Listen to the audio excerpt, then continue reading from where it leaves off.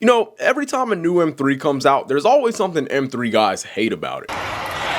Nobody asks. BMW purists are actually insatiable. There's always that one thing that Beamer posts won't just shut the hell up about. For almost 15 years, M3s had inline sixes. The most iconic one was the S54. It was high revving, it sounded great, at least to the E46 guys it sounded great. I didn't think it sounded that great. But this was arguably peak naturally aspirated BMW inline six. So when the E90 got a V8, the M3 guys hated that they put a V8 in the E90. You can't make this up. The car also got bigger and heavier, but it also looked nicer, the interior was nicer, and the upgrade from the SMG gearbox to the DCT in the E90 was leaps and bounds better. And the engine, albeit a significant change from the S54, was just good. Certainly the best sounding M3 of all time, and the coolest M3 engine full stop. So eventually BMW guys came around to loving it, and it still gets brought up in conversations about the best affordable-ish driver's cars today. Eventually the M3 was due for another refresh, and there were talks of the F80, and people were upset about rumors that it would come with turbos. This was the first M3 with forced induction. The power steering was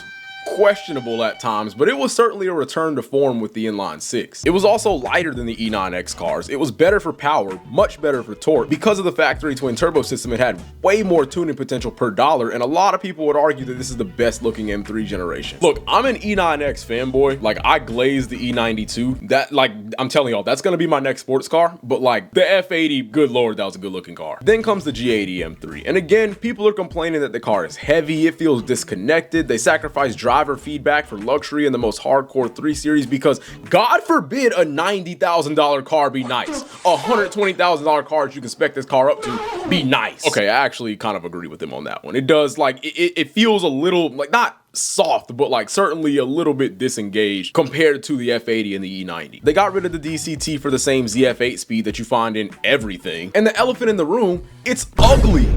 Or is it? Over the years, the G80 M3 has received its hate, but now it seems to be one of the most beloved sports cars you can buy for under $100,000. It's still a tuner's playground, this time with an even stronger, more reliable engine, and you can option it with all-wheel drive. So when you hit peak torque below 2,000 RPM, you're not spinning anymore, you can just get straight to gap and Hellcats. The interior is even nicer, the seats are even cooler, the aftermarket for cosmetic enhancements are insane, and even though everyone out there, including me, was whining and crying about the grille, it's still the most popular sports sedan out there. I truly disliked them, and everyone in the comments was agreeing with me. Nowadays, if I made a G80 hate video, everyone would say it's rage bait and call me corny, and honestly, that would be valid. Crazy how things come around. There have been fixes for the grills that were supposedly going to be the reason nobody would buy this car, but look around. How many Adro bumpers have you actually seen in real life? I don't even think I've seen a single good render for what a small kidney grill would look like on the G80. They all hyperfixate on making the grill smaller without focusing on whether the bumper as a whole has a nice cohesive design, which is kind of stupid because I don't think the grill size alone is what made people think this bumper is so ugly. It was more so the proportion. If anything, people get the Vorsteiner GT3 grills or the CSL style grills that fit up to the factory bumper and roll with it. This whole idea that the appearance of this car needs to be fixed has kind of gone out the window, and it's not like we haven't seen a German brand start to use bigger grills before. The last time that happened, nobody batted an eye. Nowadays, the G80 M3 is just the meta. If you want a car that's gonna hook every time and gap 90% of traffic on the streets on a consistent basis, is also luxurious, can turn corners, and can even slide if you really want it to, the M3 is still the answer. Today, I want to talk about cars that also possess the M3 effect. Cars that were hated upon launch, but are now loved by car enthusiasts worldwide. Hi guys, I'm Shmi and you're watching Vinstagram. The 488 GTB was the first production Ferrari with twin turbos. Built on the 458 platform during a time when emissions regulations were starting to get tighter and tighter, everybody except Lamborghini was making efforts to build cars with more and more horsepower while still falling under regulations. And for Ferrari, unfortunately, this meant putting turbos on the V8 supercar. And similar to what the G80 was to earlier versions of the M3, the 488 was a softer, neutered, yet better performing twin turbo version of the Ferrari 458. But then we got the 488 Pista, which in my opinion fixed the looks and sound, and I think this made people more open to liking the 488 in general. We also got the F8, which was a normal production Ferrari that also had the Pista engine, and obviously we got the SF90, which is probably the most iconic Ferrari of the past 5 years. But we also got the California T, the Portofino M, the Roma, the GTC4 Lusso T, and if history repeats itself, we'll probably get a twin turbo V8 version of the Puro Sangue as well. Twin turbo Ferraris are the new normal, and there are some exhaust systems out there that honestly make these cars sound incredible. Personally, I think I've come around to how the 488 looks, but only as of like a few months ago. And even still, I just don't think it could look nearly as good as what came before it or what came after. The F8, for example, looks like what the 488 should have looked like. It looks like if the 458 came out in 2020 with the design language introduced by the 812 Superfast. By this point, Ferrari had fully cut ties with Pininfarina, and their design team was hitting their stride with the F8, the 812, and the SF90. But these days, you can find way better deals on 488s than F8s, and it's honestly probably the best value in a modern V8 Ferrari. Overall, twin-turbo Ferraris are pretty normalized now, so they aren't as hated as they were when they first came out, and at current values, prospective Ferrari customers are far more open to use examples of the 488. Now, the Mustang usually suffers from the opposite of the M3 effect. A new Mustang drops, it's objectively nicer and a better performer than the previous one by nearly every metric except weight. People finally start seeing these hitting the road and everyone loves them. But then fast forward like 5 years, they make 100,000 of them across like 13 different trims and special editions and like 4 different engine options. The owners get to doing questionable modifications, driving in a questionable manner, and all of a sudden you as a Mustang driver need the Mopar community to collectively show their ass to get the heat off of you. The car debuted, people weren't really feeling the new aesthetic, the interior was honestly mid as hell, and the ECU came locked as Ford continues to show us how much they hate car guys. Also, independent dyno tests were showing that these cars were dynoing at less than what Ford stated. Sometimes the Gen 4 Coyote was dynoing at lower numbers than what the S550 Mustang was. And if we put our thinking hats on for a second, this is obviously an ECU issue because there's no way the Gen 4 Coyote, which is supposed to be an objectively more potent engine, is just gonna perform worse and have less potential than a Gen 3 Coyote. It's been a year and some change since people started taking delivery of these though. While I don't see as many of these on the road as I saw with S550s when they first came out, everybody always wants a peek at the dark horse when it pulls into a car meet. People are slapping Whipples on the Gen 4s, they're making great power. Every Mustang YouTuber seems to have bought an S650 now, even the ones who were criticizing it when it first came out. Shelby dropped another Super Snake, and this time it doesn't even look aftermarket. It looks like it could have come from Ford like that. It honestly looks really good. This might just be my favorite Super Snake of the bunch. I just think that for what you're paying for, the price is always a little more than a bit ridiculous. But dealership execs were told that they couldn't smoke as much crack as they used to, so prices aren't insane on regular production models. And it seems like the public perception of these has really gone up since it released. One car that hasn't possessed a G80 M3 Effect yet, but I think will within the next 3 to 5 years as they start to hit the streets, is the Lamborghini Temerario. Now, a lot of y'all were entirely too quick to hate this car after the reveal at the Quail, and I think it's mostly because y'all love the Huracan so much that y'all weren't willing to give the new platform a reasonable chance. This is not a Huracan, it will never be a Huracan, it will never sound like a Huracan, it will never drive like a Huracan, it probably won't even have the tuning potential of a Huracan. But that's okay. Like, nobody's really a fan of the whole hybrid powertrain thing, but we all saw that coming. Welcome to the car industry in 2025. But the hate for the new engine is completely uncalled for. Y'all took a few iPhone clips of the stock exhaust and made it go viral for sounding like trash, trying to make it out like it was just gonna be a garbage neutered motor. This couldn't be a worse collective take from the car community. The GT3 RS is regarded as one of the best sports cars out right now. We hear clips like this all over the internet.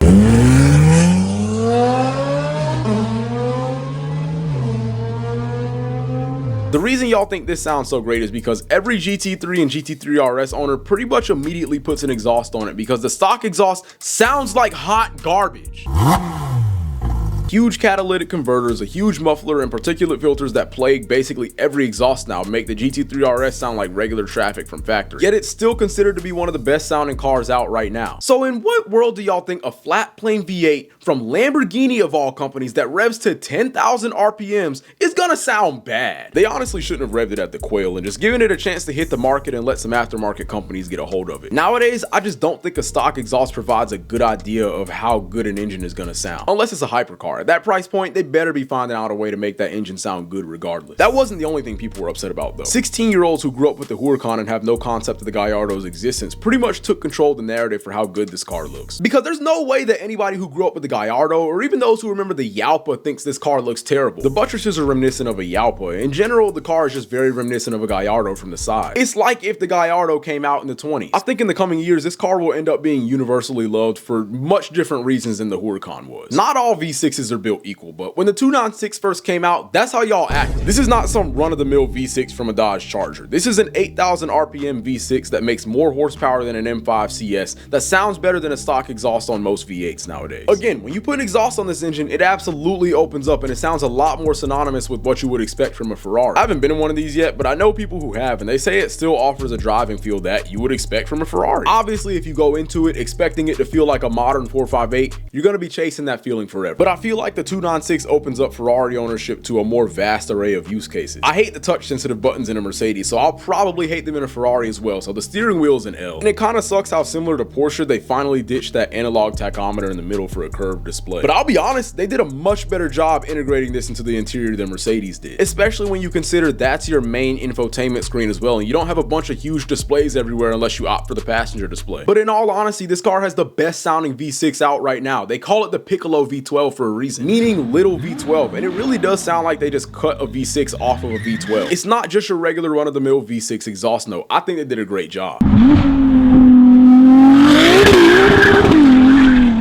It honestly sounds better than the 488 and the SF90 did from factory. Like the Temerario, the 296's design also featured a lot of nostalgic cues that a lot of people missed and didn't appreciate. And unlike the nostalgia stripe on the Dodici Cylindri and the F80, these nostalgic design cues actually look good. This car mainly took inspiration from the Le Mans winning 250LM, and while purists would argue that the 250LM can't be beat by any modern Ferrari, I actually think the 296 is the better looking car. It's not just a faithful-ish reconstruction, it's a serious improvement in my opinion. I've never been a fan of the new flat and or rectangular taillight shapes Ferrari have been experimenting with as of late, but on this car, I'll allow it. I think the SF90, the Dodici Cylindri, and Puro Sangue could have done better with the rear end that better caters to round tail lights. But on the 296, it honestly looks very cohesive, whereas on the other cars, it looks like they were struggling to make the round tail lights look good with the new design language, so they went for the flat ones. I would really love some seat time in this car to see if it's really as good as people make it out to be. If you live in South Carolina, Charlotte, or Atlanta, and you have one of these, I will give you a free photo shoot if you let me drive your car for a video. I guess people, especially car guys, are very averse to change, and the V6 was a big one that just made people very skeptical of everything about this car. But it seems like time does heal some wounds. There are Corvette boomers out there that still struggle with the idea that the Vet is now mid-engine, but this was literally the goal the entire time. Personally, I've been waiting for this to happen since the C7 Z06 came out, and certain figures at Chevy have been trying to make this happen for longer than I've been alive. Corvette guys at the end of the day are just far more patriotic Porsche guys, and the Corvette going mid-engine was like Porsche's going water-cooled for them. So even though it's objectively better for satisfying modern performance standards, they'll never get past this, at least not all of them, because it seems like every time I go to Cars and Coffee, there's always a new boomer who's traded in his C5 or his C6, and now he sets his lawn chair in front of his C8 Z06, flat plane engine and all. I remember always passing this one dude's house on the way to my grandparents, and he'd always have his old C5 sitting in the lawn just collecting dirt and dust. And one day, lo and behold, I was driving by and I saw that he finally replaced his lawn ornament with a brand new C8 Stingray. Him and the guys who set their lawn chairs in front of their new Z06s will never see 5,000 RPMs, and for that, I want to say thank you, because as my generation starts having more money, we can't wait to take these up off y'all's hands in mint condition and use them in the way they were supposed to be used. The C8 Vet, while heavier than competitors like the Cayman, feels like a reincarnation of the Audi R8 V8 for even cheaper. And that's nice because the hole the R8 left in the market was definitely felt, and I see a lot of people using C8s in the same way that people were using R8s. You could use them as a luxury weekend warrior, but it's certainly something you can daily drive, as all Corvettes have been. And now the interior actually is on the level of something like an R8 or a previous gen AMG GT. Like the first thing I thought of the first time I ever drove a C8 was the AMG GT, at least as far as the interior goes. Driving characteristics are obviously like way different. It's still insane how my mind just, as soon as I got in the Corvette, it just automatically went to AMG GT. It wasn't even voluntary. I didn't think, now what car do I want to compare this to? What's my closest comparison? I didn't think that. I just like automatically just said, damn, this is like an AMG GT. And given the level of quality that it has, especially with the new refresh that it just got, albeit a bit overboard with screens, has for sure taken the R8's place in the market. And it's kind of wild to think, will anything take the place of the C7 Vet for someone who still wants